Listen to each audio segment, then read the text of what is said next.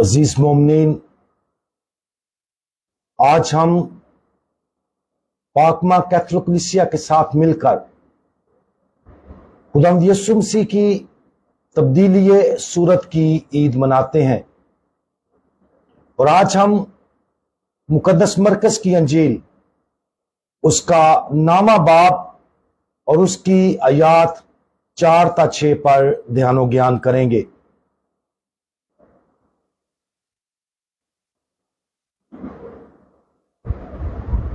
और पतरस ने यीशु से मुखातब होकर कहा कि आए रब्बी, हमारा यहां रहना अच्छा है और हम 3 डेरे बनाएंगे, एक तेरे लिए और एक मूसा के लिए और एक इलियास के लिए।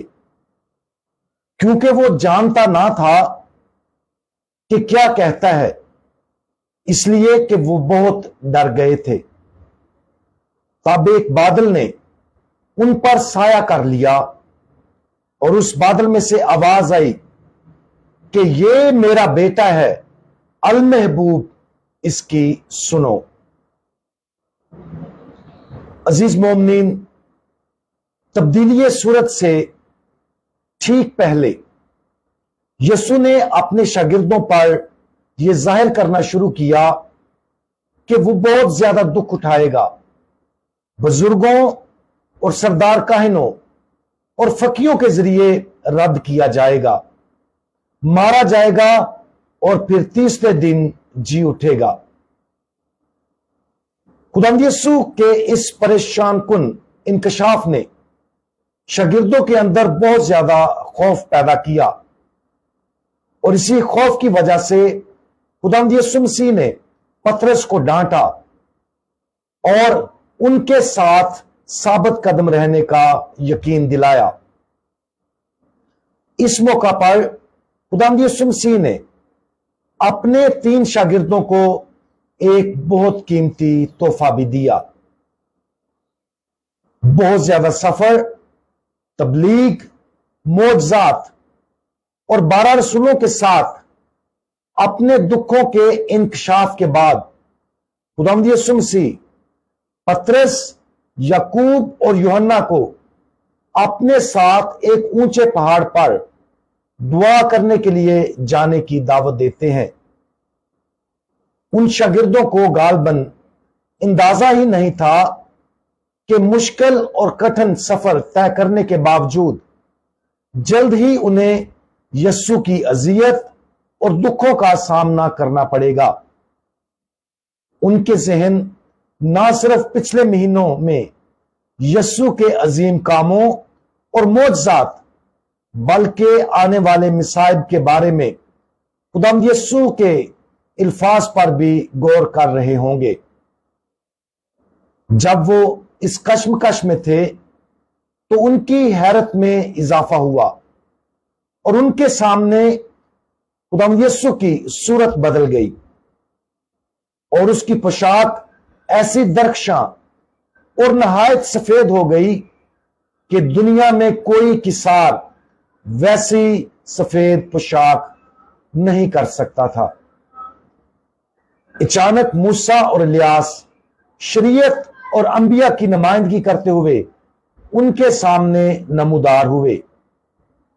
पुराने अहदनामे की ये 2 शख्सियात उन शागिर्दों को यह कहने के लिए जाहिर हुई कि पुराने अहदनामे में बयान करदा पेशन गोइयां उसी तरह पूरी होंगी जैसे खुदावंद यीशु उन्हें बता रहा था। शायद यीशु ने सोचा हो कि अगर उसके शागिर्द पूरी तरह उसकी बात का यकीन ना करें, लेकिन मूसा और इलियास की मौजूदगी उनको इस बात के समझने में मदद करेगी। तब एक बादल ने उन पर साया किया और उस बादल में से आवाज आई कि ये मेरा बेटा है, अल महबूब, इसकी सुनो।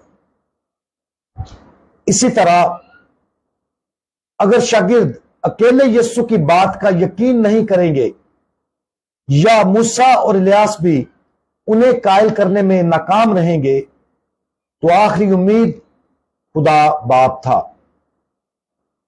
उन शागिर्दों के लिए तब्दीली सूरत एक हकीकी रहमत थी।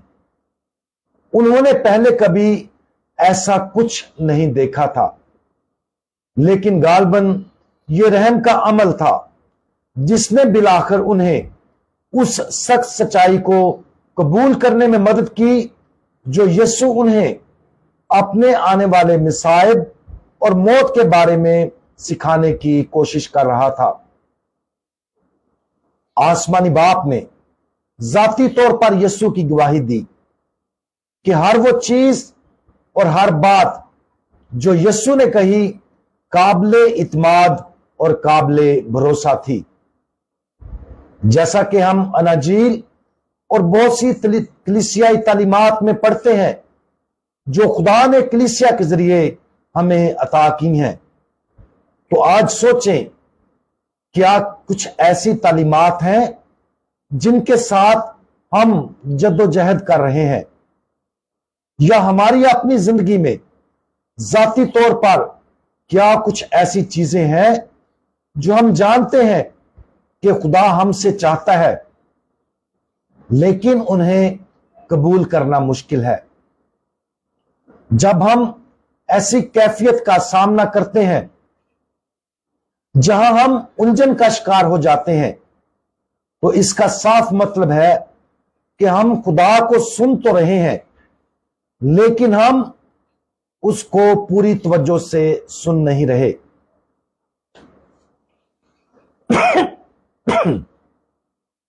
और अगरचे हम खुदावंद की तब्दील सूरत को अपनी आंखों से नहीं देख पाएंगे और अपने कानों से बाप की आवाज नहीं सुनेंगे, जैसा कि उन 3 शागिर्दों ने देखा और सुना था, उसके बावजूद हमें इन सब बातों पर यकीन करने का इंतखाब करना चाहिए जो खुदा ने तब्दील शुदा खुदावंद मूसा और इलियास के साथ की।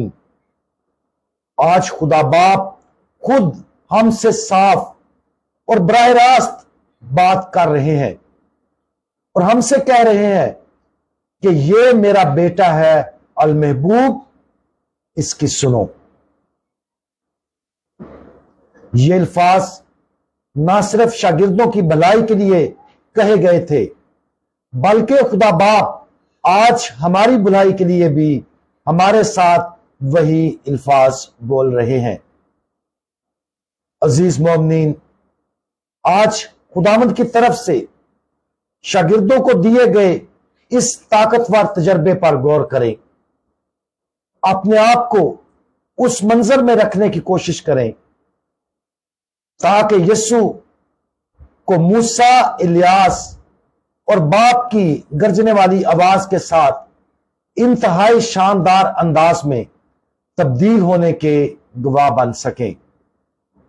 हम खुदा बाप को अपने आप से भी बात करने की इजाजत दें ताकि वो हमें बता सके कि उसने सहीफों, कलीसिया और हमारे अपने ज़मीर के जरिए जो कुछ कहा है वो सच है।